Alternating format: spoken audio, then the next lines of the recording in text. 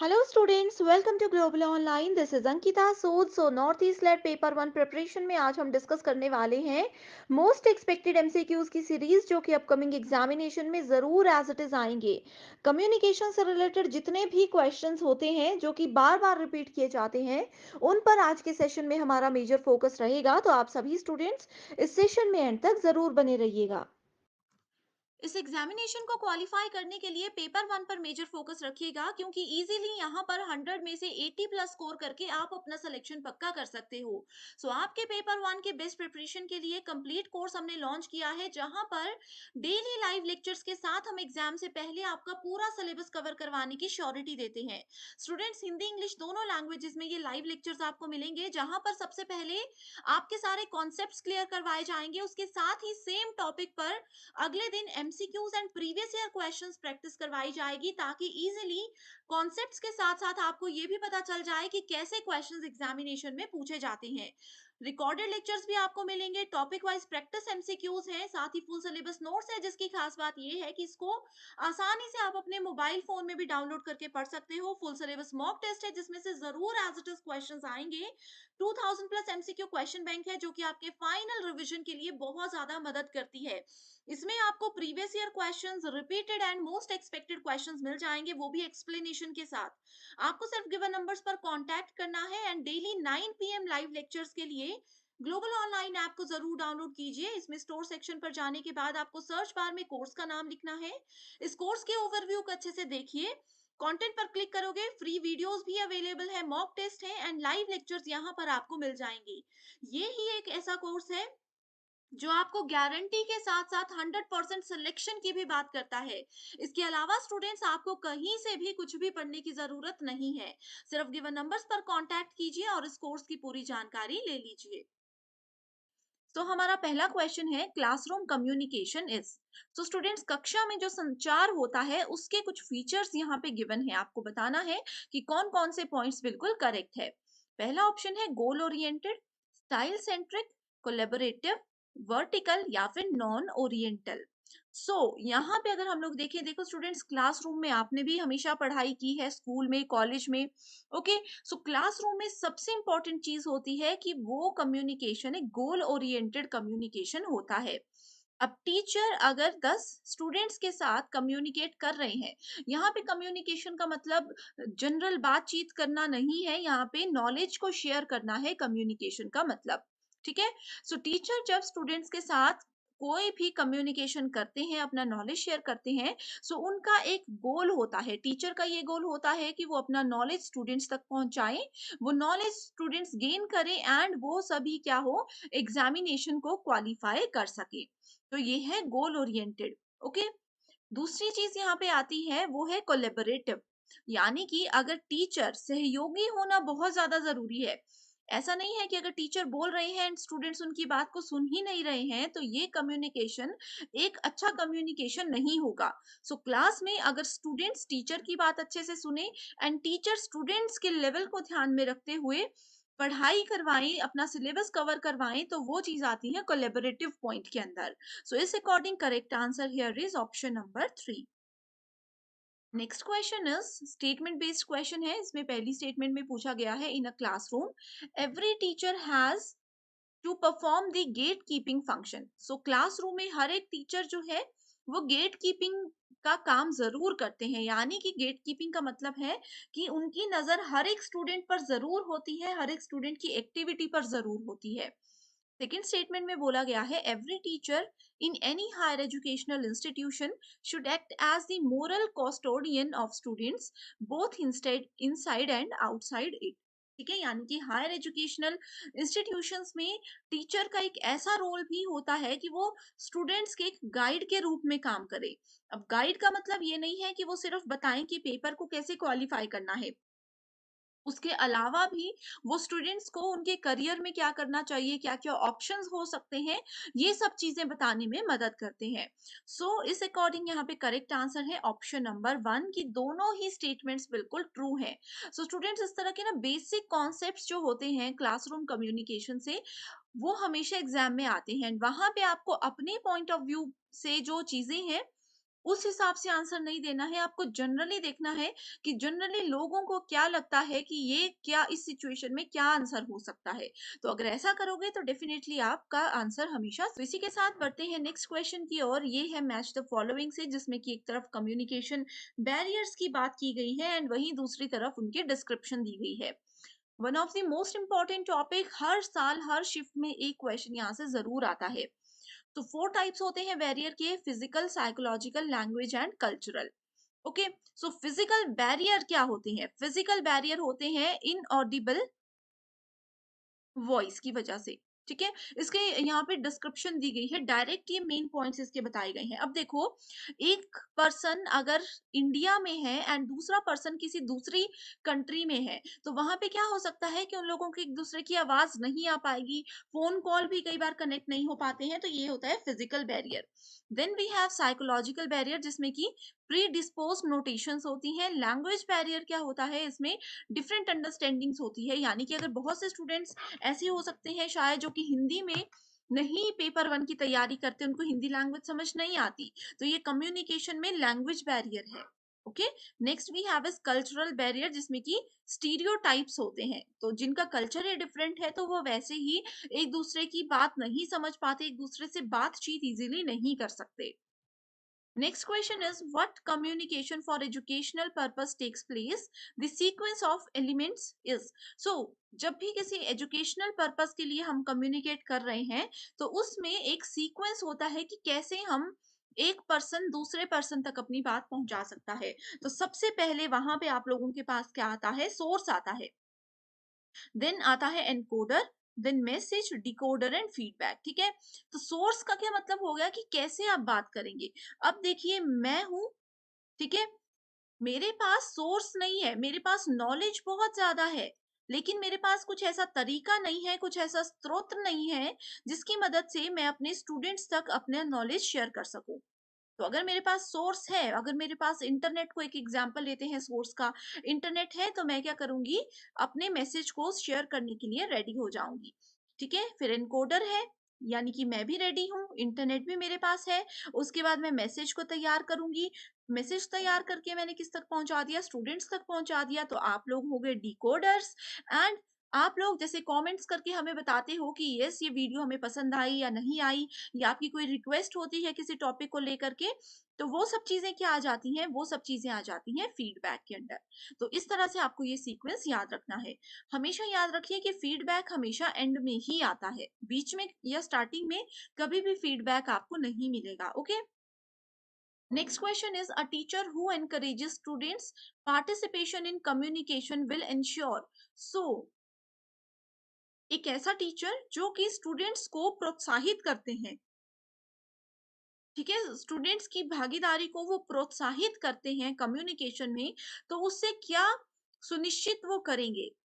Opposite views, self system, class performance, professional development, या फिर binary distractions. बहुत important question है। अब देखो स्टूडेंट्स, हमेशा ना टॉपिक वही रहता है, थोड़ा क्वेश्चन को पूछने का तरीका डिफरेंट हो जाता है। सो यहाँ पे अगर हम देखें, सेल्फ सिस्टम यानी कि स्व प्रणाली क्या है? अब देखो, एक टीचर ने किसी स्टूडेंट को कुछ सिखाया होगा, ठीक है, टीचर ने अपने 100% एफर्ट्स, 100% नॉलेज स्टूडेंट को दे दिया, स्टूडेंट ने उसमें से 90% नॉलेज को कैप्चर कर लिया, एंड देन उन्होंने क्या किया? किसी किसी भी कंपटीशन में पार्टिसिपेट किया एंड अपना 70% रिजल्ट वहां पे वो लाए। तो इसमें क्या किया? टीचर ने ही स्टूडेंट को एनकरेज किया, उनके पार्टिसिपेशन को एनकरेज किया। तो सबसे पहले उनका सेल्फ सिस्टम वहां पे आता है। ठीक है, एक स्टूडेंट के सेल्फ सिस्टम को, टीचर के सेल्फ सिस्टम को यहाँ पे इंक्लूड किया जाता है। Then we have class performance, और उसके बाद आ जाता है कि प्रोफेशनल डेवलपमेंट, कि इस तरह से एक स्टूडेंट की और एक टीचर की प्रोफेशनल डेवलपमेंट होती है। Next question is communication barrier. So students, यहाँ पे इस क्वेश्चन का आंसर मैं आप लोगों को नहीं देने वाली हूँ। ठीक है, यहाँ पे देखो, अभी हमने प्रीवियस क्वेश्चन में ही ये सभी टाइप्स डिस्कस किए थे। अब इसको आप लोग अच्छे से पढ़िए, वीडियो को पॉज कीजिए और इसका आंसर देख के मुझे कमेंट कीजिए। अगर आपका आंसर सही होगा या गलत होगा, जो भी है, मैं आपको कमेंट करके जरूर बताऊंगी। So next question we have, when communication enhances the interaction of learners. So communication जब लर्नर्स की यानी कि स्टूडेंट्स की इंटरेक्शन को, उनकी भागीदारी को बढ़ा देता है, तो वो कौन सा कम्युनिकेशन होता है? वो साइकोलॉजिकल यानी कि मनोवैज्ञानिक कम्युनिकेशन होता है। साइकोलॉजिकल कम्युनिकेशन में क्या क्या चीजें इन्वॉल्व होती हैं? उसमें किसी स्टूडेंट का माइंड यानी कि दिमाग और उनका बिहेवियर यानी कि उनका स्वभाव, ये दोनों चीजें उसमें इंक्लूडेड होती हैं। Okay, next question is statement based question है, signs and symbols have internal relationships to produce meanings. So symbol और sign यानी कि जैसे हम लोग बात करते हो हम लोग मुंह से तो बोल ही रहे हैं, तो वो क्या हो गए? वर्ड्स हो गए। लेकिन यहाँ पे साइन और सिंबल की बात की गई है, यानी कि हम लोग हाथों से इशारे करके या फिर कोई पिक्चर दिखा करके किसी दूसरे पर्सन को कोई बात बताते हैं, तो वो क्या करते हैं? मीनिंग को प्रोड्यूस करते हैं। Next statement is this is possible because of a network of signs through such relations. This is possible because of network of signs through such relations. ठीक है, सो ये जो साइंस और सिंबल के बीच में इंटरनल रिलेशनशिप्स होते हैं, इसकी वजह से ही उनके मीनिंग को प्रोड्यूस कर पाना, उनके अर्थ को निकाल पाना, उत्पन्न कर पाना जो है वो संभव होता है। सो करेक्ट आंसर यहाँ पे है option number 1, that statement 1 and 2 are true. Next question again types of communication से है, इंट्रापर्सनल, इंटरपर्सनल, ग्रुप कम्युनिकेशन या फिर मास कम्युनिकेशन। सो स्टूडेंट्स यहाँ पे देखो, आप लोगों को अगर आपने मेरे प्रीवियस लेक्चर्स देखे हैं तो मैंने बताया है इंट्रापर्सनल होता है जो एक पर्सन अपने आप से ही बातें करते हैं। अब अपने आप से बातें करने का मतलब क्या होता है कि कई बार कोई रिहर्सल कर रहे हैं, वो शीशे के सामने कुछ प्रैक्टिस कर रहे हैं, या फिर हम लोग मन में कुछ सोचते हैं, ये सब चीजें आती हैं इंट्रापर्सनल यानी कि अपने आप से कुछ बात करना। Then we have interpersonal communication. Interpersonal में एक पर्सन किसी दूसरे पर्सन से बात करता है, यहाँ पे सिर्फ दो ही लोग होते हैं। Then we have group communication. Okay, so group communication में क्या होता है? बहुत सारे लोग होते हैं एंड सभी लोग क्या करते हैं? पार्टिसिपेट करते हैं। सभी लोग उस वाली बातचीत में पार्टिसिपेट करते हैं, उसमें सबको बोलने का अधिकार होता है। किसी पर्टिकुलर टॉपिक पे कोई भी टॉपिक आपको दे दिया जाएगा, उस पे आप लोग बात करोगे। मास कम्युनिकेशन क्या होता है? मास कम्युनिकेशन में एक पर्सन बहुत बड़ी ऑडियंस को एक मैसेज एक साथ देता है। इसके एक एग्जांपल है टीवी न्यूज़ चैनल। जैसे न्यूज़ में क्या होता है? लाखों करोड़ों लोग एक जगह बैठ के एक टीवी से एक ही पर्सन से कुछ न्यूज़ सुन रहे हैं, या फिर आप लोगों ने देखा होगा जो नेता होते हैं उनके भाषण होते हैं, ये सब चीजें आती हैं मास कम्युनिकेशन के अंदर। मास का मतलब होता है जहाँ पे बहुत सारे लोग जुड़े हुए हों, बहुत सारे लोग उस समय पे वहां पे उपलब्ध हों। ठीक है, सो अब देखो विद इन वन सेल्फ मतलब इंट्रापर्सनल। सो फर्स्ट को अगर 4 से मैच करोगे सो करेक्ट आंसर है, इसी से आपको करेक्ट आंसर मिल जाता ऑप्शन नंबर 4। बाकी ऑप्शंस तक हम गए ही नहीं, right? Next question is in communication process when the sender and receiver interchange role. ये repeated question है, इसका correct answer है transactional model. अगला क्वेश्चन है given below are two statements personality conflicts in a classroom situation are a barrier to effective interaction. So personality conflicts क्या होती हैं? ये इसका मतलब है कि अब क्लासरूम में दो स्टूडेंट्स हैं ए एंड बी, ठीक है, दोनों में पर्सनैलिटी कॉन्फ्लिक्ट्स हो सकता है किस चीज को लेकर के? उनके स्टाइल को लेकर के, उनके एथिक्स यानी कि उनके नैतिकताओं को लेकर के, उनके वैल्यूज को लेकर के, उनके रूल्स को लेकर के। अब एक पर्सन अगर बोलता है कि ये पर्टिकुलर बॉक्स जो है खाली है, इस तरह से आप इसको मानकर चल सकते हो, ठीक है। अब जैसे पर्सन ए बोलता है कि ये वाला बॉक्स आधा खाली है, पर्सन बी बोलता है कि आधा भरा है, तो क्या है? ये पर्सनालिटी कॉन्फ्लिक्ट का एक छोटा सा एग्जांपल है यूजीसी नेट के कम्युनिकेशन के हिसाब से, ठीक है। सो यहाँ पे सेकेंड स्टेटमेंट बोलती है interpersonal communication is invariably considered the best solution in classroom environment. So interpersonal communication यानी कि एक आदमी सिर्फ एक किसी अलग एक आदमी से बातचीत करता है, ये इनवेरिएबली जो है एक बेस्ट सॉल्यूशन होता है क्लासरूम कम्युनिकेशन का। तो ऐसा तो नहीं है अब क्लासरूम में इतने सारे बच्चे हैं, 50 बच्चे अगर एक क्लासरूम में हैं, तो ऐसा तो नहीं है कि एक पर्सन किसी एक से ही बात करेगा। 5-6 लोगों का ग्रुप होते हैं तो वो आपस में भी बात करते हैं, ठीक है। सो इसी वजह से सेकंड स्टेटमेंट बिल्कुल इनकरेक्ट है and fourth statement is correct. Next question is efficacy of written communication depends on. So efficacy क्या होता है? एफिकेसी या फिर इसको वर्किंग एफिशिएंसी भी बोला जाता है। ये डिपेंड करती है उस पर्सन के तीन चीजों पर, ठीक है। सबसे पहला आता है उस पर्सन का कॉन्टेक्स्ट, उसके बाद आता है उनका कंटेंट, और उसके बाद आता है रिसीवर, कि किसको हम लोग ये अपना जो इंफॉर्मेशन है वो दे रहे हैं, या सामने सुनने वाला जो बच्चा है या जो भी स्टूडेंट है या जो भी पर्सन है वो कैसा है, ठीक है। सो रिटन कम्युनिकेशन में जब एफिकेसी होती है, सो वो डिपेंड करती है किन किन चीजों पे? एडिटिंग आफ्टर राइटिंग, यानी कि हमने कुछ लिख दिया, उसके बाद हम उसको काट के फिर से जब कुछ लिखते हैं। दूसरी चीज है ब्रेविटी इन सेंटेंसेस, यानी कि कड़े शब्दों का प्रयोग। यहाँ पे थोड़ा सा ये हो गया, ठीक है। लिखने के बाद जो हम संपादन करते हैं, लिखा, काट दिया, उसके बाद साइड में फिर से लिखा, this is editing after writing. Then we have brevity in sentences, यानी कि वाक्यों में संक्षिप्तता, कि कोई एक वर्ड अगर मैं लिख रही हूँ, कोई एक स्टेटमेंट अगर मैं लिख रही हूँ, तो वो कितना ज्यादा संक्षिप्त है, कितना ज्यादा वो उस मीनिंग को डिफाइन करता है। Next is use of strong words, कड़े शब्दों का प्रयोग करना। अगला क्वेश्चन है विच of the following factors contributing to school learnings are termed as social competencies। so social competencies बहुत इंपॉर्टेंट है एग्जामिनेशन पॉइंट ऑफ व्यू से, ओके। तो यहाँ पे अगर हम लोग सामाजिक क्षमताओं की बात करें किसी भी स्कूली शिक्षा के अंडर, ठीक है, सो करेक्ट आंसर यहाँ पे होता है motivation, then we have social skills, then we have family support. अगला क्वेश्चन है types of listeners and characteristics match the following है। पुअर लिसनर्स जो ढंग से बात नहीं सुनते, अग्रेसिव लिसनर्स जो कि एकदम से गुस्सा हो जाते हैं या एकदम से आक्रामक हो जाते हैं, थर्ड इज पैसिव लिसनर्स जो कि निष्क्रिय होते हैं, एंड चौथा है स्यूडो इंटेलेक्चुअल लिसनर्स। तो यहाँ पे आप देख सकते हो इसका करेक्ट आंसर है ऑप्शन नंबर 4। इसमें याद रखने का कुछ भी नहीं है, ठीक है। डायरेक्टली देखो स्टूडेंट्स, अगर आप लोगों को ये पता होता कि केयर अदर्स जो होते हैं, यानी कि दूसरों को जो डराने में रहते हैं, जिससे कि दूसरों को, कई लोगों का नेचर ऐसा होता है ना कि वो सबको डराते रहते हैं, सो वो अग्रेसिव लिसनर, इसको अगर आप लोग मैच कर लेते तो आप लोग देख सकते हो ऑप्शन में आप लोग बहुत इजीली करेक्ट आंसर तक पहुंच जाते। Next is the domain of media appeal addresses the issues related to, direct statement है related to emotions. Next question synchronous communication takes place through which of the following technologies. तो synchronous communication क्या होता है, ये students आप लोगों को पता होना चाहिए।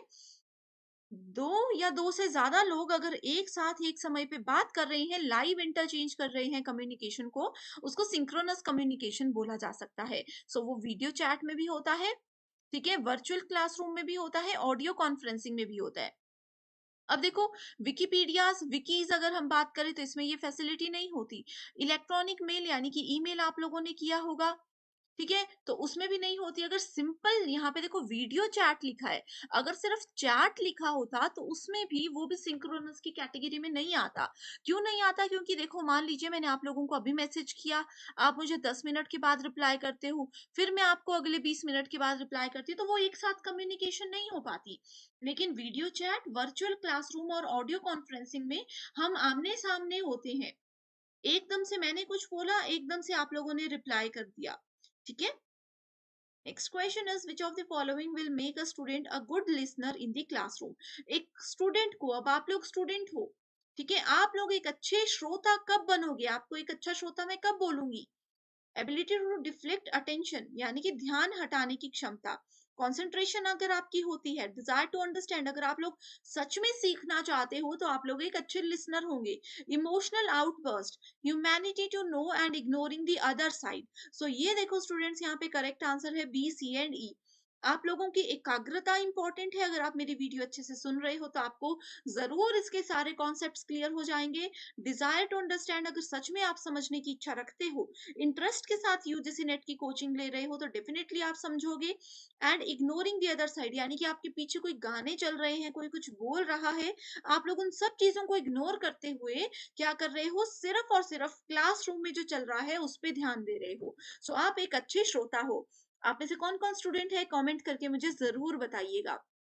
एंड इसी के साथ स्टूडेंट्स, आप लोगों को और किस टॉपिक पर इस तरह से पीवाईक्यू चाहिए, आप मुझे कमेंट कीजिए। या आप चाहते हो यूजीसी नेट पेपर 1 या पेपर 2 से रिलेटेड कोई भी क्वेरी है, कोई भी इंफॉर्मेशन आपको चाहिए, मुझे कमेंट कीजिए, मैं डेफिनेटली आपकी हेल्प करूंगी।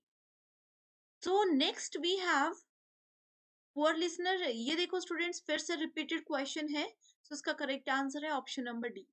Next question is communication activities of learners fall into domains consisting of. तो कम्युनिकेशन एक्टिविटीज है अगर लर्नर्स की, दो स्टूडेंट्स अगर आपस में बात कर रहे हैं तो वो किस किस डोमेन को ध्यान में रखेंगे? Perception, groupism, interpersonal skills, regressive behaviour या फिर इंटरपर्सनल रिलेशनशिप्स। सो यहाँ पे अगर हम लोग देखें, सो करेक्ट आंसर है ए, सी एंड ई ओनली। ठीक है, यानी कि किसी स्टूडेंट की धारणा, अंतर व्यक्तिगत कौशल एंड पारस्परिक संबंध।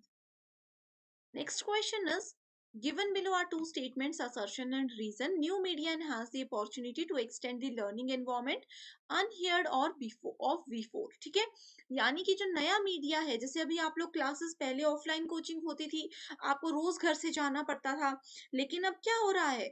अब हो रहा है कि आप लोग घर बैठे बैठे कोचिंग ले रहे हो, ऑनलाइन लाइव क्लासेस देख रहे हो, तो ये न्यू मीडिया है। ठीक है, इसने क्या किया? आपकी लर्निंग को एक्सपेंड कर दिया। रीजन ये है कि learners can design their own learning process, तो वो अपने हिसाब से अपनी सीखने की प्रक्रिया को डिजाइन कर सकते हैं, यानी कि वो अपना टाइम टेबल, अपना शेड्यूल खुद से सेट कर सकते हैं। सो करेक्ट आंसर क्या है? Option number 1, that is both A and R correct and R is the correct explanation of A. So students, ये थे आज के मोस्ट इंपॉर्टेंट क्वेश्चंस जो कि 2022 की हर एक शिफ्ट में पूछे गए थे। यहाँ पे तो स्टूडेंट्स मैंने आपके साथ सिर्फ 20 क्वेश्चंस शेयर किए हैं। रिमेनिंग क्वेश्चंस अगर आपको चाहिए तो उसके लिए ग्लोबल ऑनलाइन ऐप को डाउनलोड कर लीजिए। वहां पे हर एक शिफ्ट के क्वेश्चंस आपको अवेलेबल हैं, तो जरूर उस ऐप को डाउनलोड कर लीजिए, लिंक डिस्क्रिप्शन बॉक्स में मिल जाएगा। कोई भी डाउट है, कोई भी क्वेरी है, तो you can comment below. So thank you so much for watching this video and I wish you all the very best.